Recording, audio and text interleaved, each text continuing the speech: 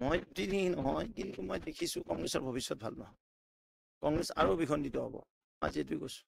চাওক, বিজেপি আজি পৃথিৱীৰ ভিতৰত এটা সংখ্যাৰ ভিতৰত ডাঙৰ দল। শাসনটো আমি ডাঙৰ। আজি সমগ্ৰ দেশতে সৰহ সংখ্যক মেক্সিমাম চিট মানে ৰাজ্য ভাৰতীয় জনতা পাৰ্টি আৰু মিত্ৰগোষ্ঠী অৰ্থাৎ NDA দখলত আছে।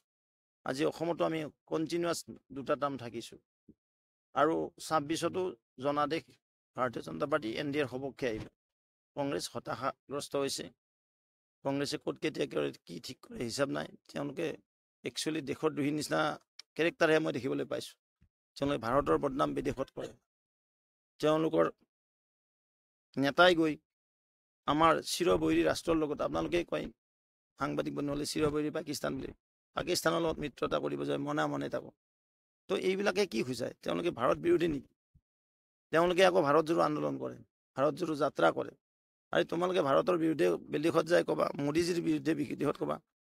কোনো এই দেশৰ নাগৰিকে যি ভাৰত মাতৃৰ সন্তান বুলি ভাবে, যি ভাৰত মাতৃৰ মানে দুধ খাই ডাঙৰ হৈছে, সি কেতিয়াও এইখন মাতৃভূমিৰ অপমান কৰিব নোৱাৰে, বিদেশৰ লগত হাত মিলাব নোৱাৰে। মই ভাবোঁ এইবিলাক দেশ বিৰোধী, ৰাষ্ট্ৰ বিৰোধী। এইটো মিনিমাম আৰু 40-50 ইয়াৰ্ছলৈ কংগ্ৰেছ অসমত হওক ভাৰতবৰ্ষত আহিব নোৱাৰে।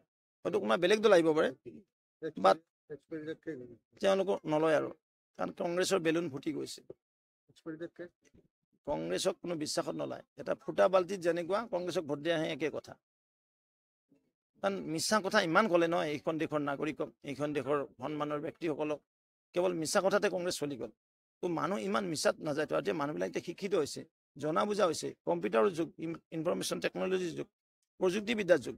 এই প্ৰযুক্তিবিদ্যাৰ যুগত তেওঁলোকেই কয় EVM তেওঁলোকে জিতিলে ভাল বুলি কয়, হাৰিলে বেয়া বুলি কয়। এতিয়া আকৌ মেনুৱেলি হ'ব বেলটৰ, তাত বা কি বুলি কয়। তেনে কংগ্ৰেছৰ সেইটো কোনো ধৰিব নোৱাৰে, ডাবল ষ্টেণ্ডাৰ্ড কথা কয়। মই যি কংগ্ৰেছ দলে বিদেশত গৈ এই ভাৰত মাতৃৰ কথা বদনাম কৰিব পাৰে বা মনে গৈ আমাৰ চিৰবৈৰীৰ লগত হাত মিলাব পাৰে, তেওঁ কেনেকুৱা হ'ব লাগিব? মুখ্যমন্ত্ৰী মহোদয়ৰ প্ৰশ্নকেইটা উত্তৰ দিয়ক, কিয় চুপ হৈ বহি আছে? তেওঁতো বহুত জনা মানুহ বুলি কয়, কিয় যোৰাটবাসীক তেওঁ ঠগিলে? তাৰ উত্তৰ সমগ্ৰ অসমকে দিয়ক। মই প্ৰতিনিধি নহয়, কিন্তু মই দেখিছোঁ কংগ্ৰেছৰ ভৱিষ্যত ভাল নহয়। কংগ্ৰেছ আৰু বিখণ্ডিত হ'ব। আজি এইটোৱে কৈছোঁ। চাওক, বিজেপি আজি পৃথিৱীৰ ভিতৰত এটা সংখ্যাৰ ভিতৰত ডাঙৰ দল। শাসনটো আমি ডাঙৰ। আজি সমগ্ৰ দেশতে সৰহ সংখ্যক মেক্সিমাম চিট মানে ৰাজ্য ভাৰতীয় জনতা পাৰ্টি আৰু মিত্ৰগোষ্ঠী অৰ্থাৎ NDAৰ দখলত আছে। আজি অসমতো আমি কণ্টিনিউৱাছ দুটা টাৰ্ম থাকিছোঁ আৰু 26তো জনাদেশ ভাৰতীয় জনতা পাৰ্টি NDAৰ সপক্ষে আহিব। কংগ্ৰেছ হতাশাগ্ৰস্ত হৈছে। কংগ্ৰেছে ক'ত কেতিয়া